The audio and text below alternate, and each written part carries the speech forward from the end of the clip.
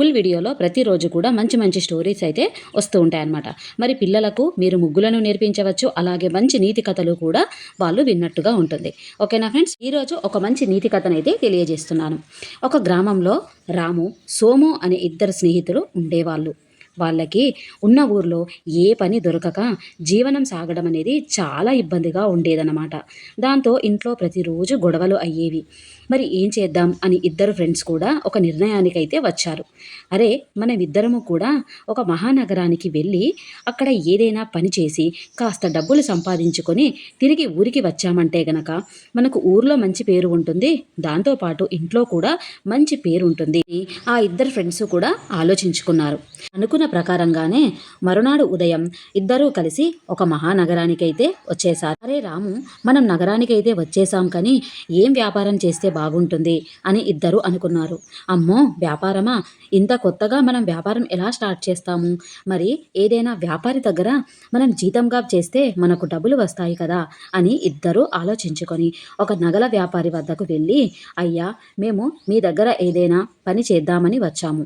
మరి మీ షాపులో ఏదైనా పని ఉంటే మాకు ఇప్పించండి అని ఇద్దరు రాము, సోము ఆ వ్యాపారిని అడిగారు. అయితే ఆ వ్యాపారి, చలో మీ ఇద్దరికి ఒక మంచి పనిని అప్పజెప్పుతాను, తెల్లార వరకు గనక మీరిద్దరు ఆ పనిని కర్తవ్యంగా నిర్వర్తించినట్లయితే మీ ఇద్దరికి తగిన పారితోషికం ఇస్తాను ఆ వ్యాపారి రాము సోముతో అంటాడు. ఏంటి ఆ పని వ్యాపారి గారు అని అడిగితే, ఒక బావి దగ్గరికి వాళ్ళిద్దరిని తీసుకొచ్చి ఆ బావిలో నుంచి నీళ్లు ఇద్దరు కూడా తోడి తన తోటలో ఉన్నటువంటి చెట్లకన్నింటికి ఈ నీటిని తెల్లారేసరికి పోయాలి అని చెప్పి ఆదేశిస్తాడు. వాళ్ళిద్దరికి ఆ వ్యాపారి చెరొక ఫేమ్ బుట్టను చేతిలో పెట్టి, ఈ బావిలో నీళ్లు తోడండి, సరేనా, మరునాడు ఉదయం నేను కలుస్తాను అని చెప్పి వెళ్ళిపోతాడు.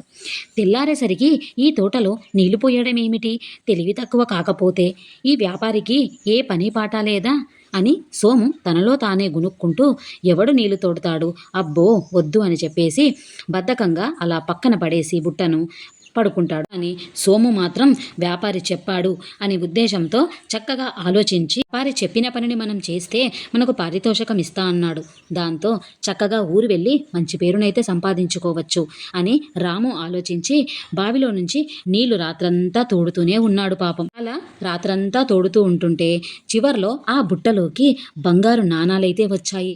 రాము వాటిని చూసి ఆశ్చర్యపోయాడు. అమ్మో, బంగారు నాణాలు వచ్చాయి ఈ బావిలో నుంచి అని చెప్పేసి మరునాడు ఉదయము ఆ వ్యాపారి వీళ్ళ దగ్గరకు రాగానే రాము వ్యాపారి దగ్గరికి వెళ్ళి, ఇదిగో వ్యాపారి గారు, ఇలా బావి నుంచి బుట్టలో బంగారు నాణాలు వచ్చాయండి అని చెప్పి వ్యాపారికి ఆ బంగారాన్ని ఇచ్చేస్తాడు. అతని మంచితనానికి, అతని ప్రయత్నానికి, అలాగే అతడు చేసినటువంటి పనికి మెచ్చుకొని బహుమానము ఇచ్చి, నువ్వెంత మంచివాడివి రాము, కష్టపడితే చక్కటి ఫలితం వస్తుంది అని నీ పనితనంతో అందరికీ తెలియజేశావు, కాబట్టి కష్టే ఫలే అని మన పెద్దలు ఊరికే అనలేదు కదా, సో నువ్వు కష్టపడ్డావు కాబట్టి నీకు ఈ బహుమతి తప్పకుండా దక్కాల్సిందే. మరి సోము, నువ్వు మాత్రం ఏ పని చేయకుండా సోమరితనంతో అలాగే పడుకున్నావు కాబట్టి నీకు పని విలువ తెలియదు అని చెప్పి వ్యాపారి అతన్ని పనిలో నుంచి తీసేసి రాముని పనిలోకి పెట్టుకున్నాడు. చూశారు కదా, ఈ విధంగా మనం కష్టపడితే ఏదైనా సాధించవచ్చు, దాంతోపాటుగా మంచి ఫలితాలను కూడా పొందవచ్చు. ఎంత చక్కగా ఉంది ఈ కథ. మరి ఈ కథలో నీతి ఏమిటి, మీకేమైనా అనిపిస్తే కామెంట్ సెక్షన్లో తెలియజేయండి. నాకైతే ఈ స్టోరీ చాలా నచ్చింది. నేను మా పిల్లలకు చక్కగా ఇలా వివరిస్తూ మీ అందరికీ కూడా తెలియజేయాలి అనే ఉద్దేశంతో ప్రతిరోజు ఒక మంచి స్టోరీని అయితే ఆర్ట్ ఆఫ్ హరివిల్లు పేజీలో పెడుతూ ఉంటాను. ఈ స్టోరీ ఎలా అనిపించింది కామెంట్స్ పెడుతూ ఛానల్ని తప్పకుండా సబ్స్క్రైబ్ చేసుకొని వీడియోస్ని మీ ఫ్రెండ్స్ కూడా షేర్ చేయండి.